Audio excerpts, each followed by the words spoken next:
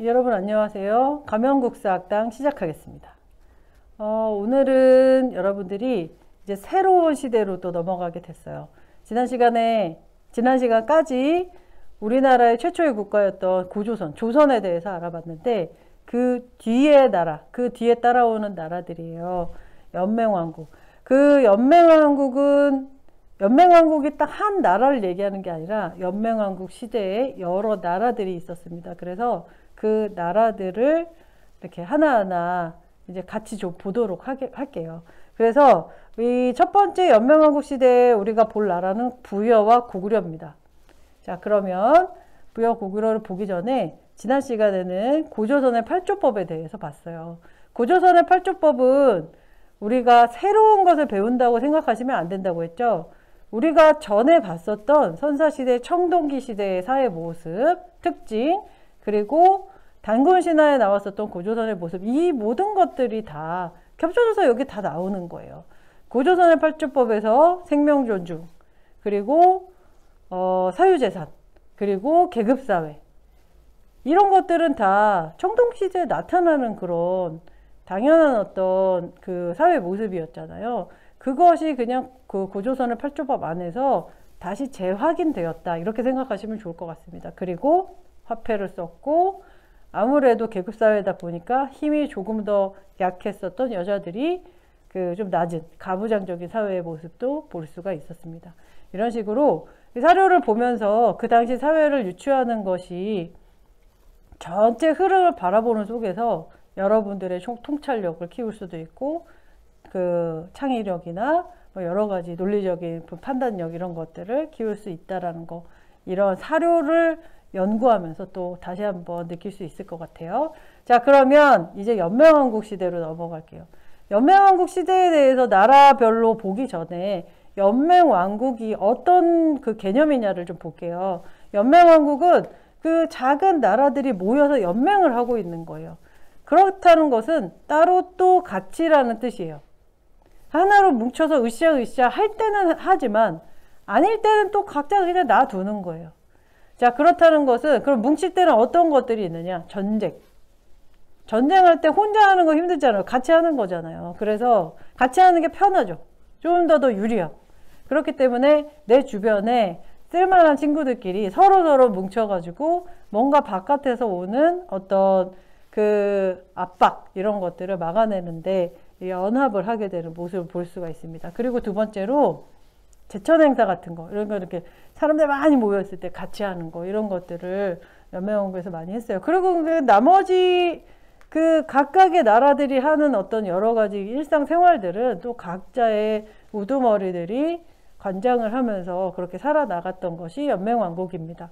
자, 그렇다는 것은 사실 연맹왕국은 그렇게 결속력이 있지는 않다라는 걸 우리가 좀 상상을 해야 돼요. 예상을 해야 돼요. 연맹왕국이니까 뭔가 으쌰으쌰 하겠지라기보다는 연맹왕국이니까 뭔가 찢어질 때도 있겠구나, 이렇게 우리가 생각하는 게 조금 더 이해가 정확하다고 보시면 좋을 것 같고요. 어쨌든 대표적인 나라 두 나라를 좀 보도록 하겠습니다. 자, 그렇다면은 연맹왕국 시대에 있었던 우리나라 한반도에 있었던 나라들을 보면요, 부여, 고구려, 옥저동에 사만이 있어요. 근데 사실은 부여나 고구려, 뭐 사만, 이런 나라들은 그래도 연맹왕국의 어떤 형태를 가졌지만 옥저하고 동해는 연맹왕국까지 가지 못한 그런 소국이었어요. 그렇기 때문에 근데 여기 왜 있느냐, 그래서 제가 연맹왕국 시대라고 얘기를 한 거예요. 그 시대에 같이 끼어 있었던 나라들이거든요. 그래서 같이 보긴 할 겁니다만은 오늘은 대표적인 나라 두 개, 부여와 고구려를 보도록 하겠습니다. 자, 부여, 고구려를 볼 때 원래는 뭐 경제부터 보는 게 좋죠. 그렇긴 하지만은 이제 나라가 세워지면서 점점 어떤 정치적인 어떤 흐름, 뭐 지배 세력이랄지 아니면 건국한 사람, 뭐 이런 식으로 정치적인 흐름에 대해서 좀 많이 심도 깊게 보게 돼요. 그래서 정치부터 보고 거기에서 나머지들을 또 이제 우리가 찾아보도록 하겠습니다. 자, 부여하고 고구려의 정치 보면요, 일단 연맹왕국이라는 거, 그리고 우연인지 필연인지 오보적으로 모여 있었다라는 거. 5개의 부적이라는 거. 근데 이 부여하고 고구려는 이 우연히 오부적인 거 말고 나머지들도 굉장히 유사한 게 많아요. 근데 그 유사한 거에 일단은 주몽이 부여 출신이거든요. 그래서 도망 내려와서 고구려에서 자리를 잡은 거기 때문에 약간 그런 영향을 받은 것도 있기는 있다. 이렇게 알아두시면 좋을 것 같고요. 근데 큰 차이점은 부여는 미약한 상태에서 그냥 끝나버렸다는 거죠. 근데 고구려는 그렇지 않고 중앙집권화에 성공해서 주변 나라들을 점령하면서 삼국시대로 넘어갔다. 이 둘이 큰 차이가 있습니다. 자, 그러면은 일단 부여는 어떠냐면요. 왕이 있고 4개의 가가 있어요. 마가, 우가, 저가, 구가. 이런 식으로 아까 약간 토테미즘이 남아있는 그런 느낌이죠. 그래서 마가, 우가, 저가, 구가가 각각 다스리고 있는 지방을 사출도라고 이름을 붙여서 지어서 이렇게 했고, 왕은 중앙을 다스렸습니다. 근데 중앙이니 지방이니 이런 식으로 구분하는 것도 좀 애매하다는 거죠. 왜냐면은 각각의 나라의 지배권들을 각자 독립적으로 가지고 있기 때문에. 근데 이러고 심지어 왕을 선출을 했어요. 한마디로 돌아가면서 했을 수도 있겠죠. 자, 그러다 보니까 선출을 한다라는 것이 왕권이 세지 않다. 이 2개를 굳이 구분해보자면 세지 않은 쪽에 가깝다고 볼 수 있거든요. 선출하는 게 민주주의적으로 좋지 않나요?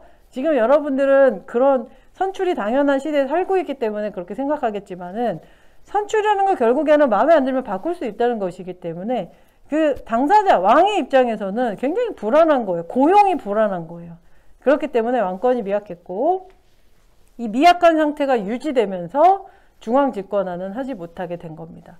자, 근데 반면에 고구려 같은 경우에는 비슷해요. 왕이 있고 이 각각의 대가들, 가들이 모여서 지방을 각각 다스렸거든요. 근데 주몽이 내려오면서 집권하면서 하나씩 뭉치기 시작을 해요. 그래서 완전히 본인들 그 주몽의 아래로 들어오게 되죠. 그래서 중앙 집권화에 최종적으로 성공을 하게 된다. 그래서 주몽의 핏줄들이 고구려를 하나로 모이게 한다. 근데 이게 모이게 해서 중앙 집권화에 성공한 것이 그냥 단순히 이들이 잘나서 그런 건 아니라는 거예요. 약간 경제적인 어떤 차이점이 있습니다. 자, 일단 그 부여 같은 경우에는 반농 반목이라는 경제 생활을 해요. 왜냐면은 부여하고 고구려는 둘 다 추운 지방인데 우리나라를 보자면 지금 북한이랄지 만주지방이랄지 그렇거든요. 근데 추운 지방인데 부여가 더 추워요. 더 위에 있어요. 그렇지만 얘네들은 농사를 지을 수 있는 들판이 있는 곳이었고 고구려는 다 산이었어요. 자, 그렇기 때문에 들판이 있으니까 추워도 자라는 풀들이 있거든요. 추워도 자라는 농작물들이 있거든요. 그러니까는 농사 반 짓고 그리고 그거보다 더 추운 데는 풀떼기 있으니까 거기다가 말이랄지 이런 그 가축들을 풀어 놓을 수 있는 거죠. 자, 그래서 반은 농사 짓고 반은 목축을 하니까 이렇게 특산물로 말도 있고 모피도 있고 옥도 있고 그랬어요. 자, 요런 곳이에요. 그런데 고구려 같은 경우에는 다 산이에요. 너무나도 산이에요. 그렇다 보니까 지금 우리나라 이제 북한 쪽 다 백두산 있고 그런 데잖아요. 그렇다 보니까 농사를 지을 공간이 없는 거죠. 덜 추워도 농사를 지을 공간이 없으니까 그냥 쳐들어가서 야, 내놔 이렇게 하는 거죠. 자, 근데 만약에 부여가 더 세고 고구려가 더 약해요. 힘이.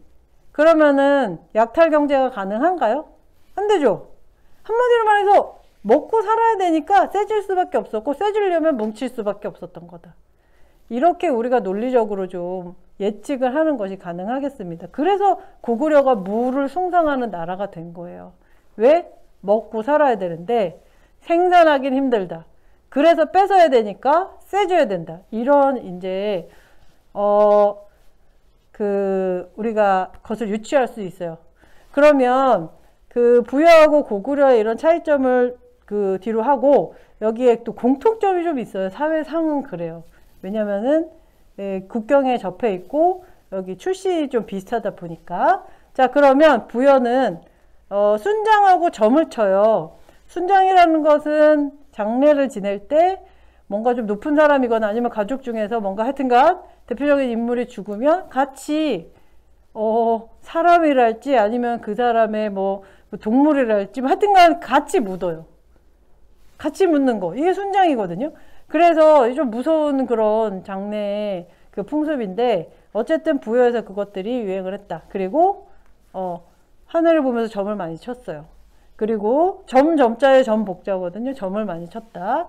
그 다음에 형사치수제라는 특징적인 어떤 사회 제도가 있는데 결혼제도거든요. 형제가 죽으면 그 형수를 취한다. 이 형수든 제수든 똑같아요. 그러니까는 형의 와이프든 동생의 와이프든 어쨌든 그 형제 중에 누군가가 죽으면은 그 부인을 결혼을 한다. 부인으로 삼는다. 왜냐면은 핏줄을 되게 중요하게 생각했던 것 같아요. 그렇기 때문에 재혼을 해서 딴 데로 가버리거나 그 여인이 그래서 거기서 아이가 또 나오거나 그러면 약간 핏줄이 막 나눠지잖아요. 그래서 형사치수제를 통해서 그 가문의 어떤 핏줄을 좀 유지하는 그런 방법을 취했었고, 그리고 굉장히 그 잘못했을 때 12배로 갚어 일책 12법 가지고 있었습니다. 그렇기 때문에 부여는 이렇게 이제 삶을 살아갔는데요. 고구려 볼게요. 고구려 그 똑같아요. 형사 취소했고 일책 12법 했고, 그리고 고구려의 특징이라고 했을 때 고구려는 약간 여성이 조금 그 친화적인, 여성에게 친화적인 그런 사회 제도가 좀 많이 구비가 되어 있었다. 이걸 좀 여러분들이 알아두시면 좋을 것 같아요. 뭐냐면은 서옥제, 대릴사위제 이런 것들인데요. 서옥제라는 것은 작은 집을 얘기해요. 근데 엑스트라 집, 작은 집. 근데 여분의 집을 어디다가 짓느냐가 중요한 거죠. 바로 친정 옆에다가 지어요. 친정의 뒷마당에다가 작은 집을 짓고 한마디로 결혼을 했는데 자기 딸을 데리고 사는 거예요. 결혼을 시켜놓고. 그래서 딸이랑 사위를 뒷마당에 작은 집을 지어놓고 살게 하고, 그리고 두 사람의 자식이 장성을 해서 다 크면 내보내는 거. 그게 바로 서옥제입니다. 지금으로 말하자면은 친척집에서 애 다 키워가지고 독립하는 거니까 너무나도 사실 그 결혼한 여성의 입장에서는 좋은 그런 제도죠. 여성 친화적이라고 볼 수 있어요. 자, 그 다음에 대릴사위제. 이것도 마찬가지인데, 집에 이제 여자가 많은 집인데, 이제 일도 시켜야 되겠고, 힘이 필요한데, 그러면은 여자가 나가는 게 아니라 남자를 불러들이는 거예요. 그래서 사위를 데려다가 살게 하다. 그렇기 때문에 뭔가 뭐 양자를 들여가지고 남자로 이렇게 있는 그런 느낌이라기보다는 사위를 통해서 어쨌든 그 집안을 또 그 이끌어 나간다. 대릴사위제. 그렇기 때문에 여성에게 봤을 때 나쁘지 않은 조건이라고 볼 수 있죠. 자, 고구려는 이런 차이가 있습니다. 그리고 부여도 고구려도 제천 행사를 지냈어요. 아까 말씀드렸지만은 농사를 지으니까 하늘에다가 뭔가 빌어줘야 되잖아요. 그럴 때 연맹왕국에서 사이즈를 크게 해가지고 하늘에다가 더 극진하게 이제 그 비는 거죠. 자, 부여의 제천 행사는 12월에 연고, 그리고 고구려의 제천 행사는 10월에 동맹이 있습니다. 자, 이렇게 부여하고 고구려를 보면요.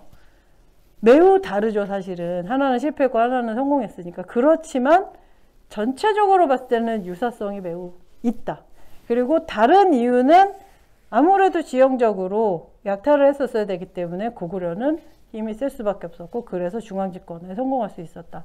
그리고 나머지는 굉장히 비슷했다. 이런 것들을 알 수 있겠습니다. 오늘은 여기까지 하겠습니다. 수고하셨습니다.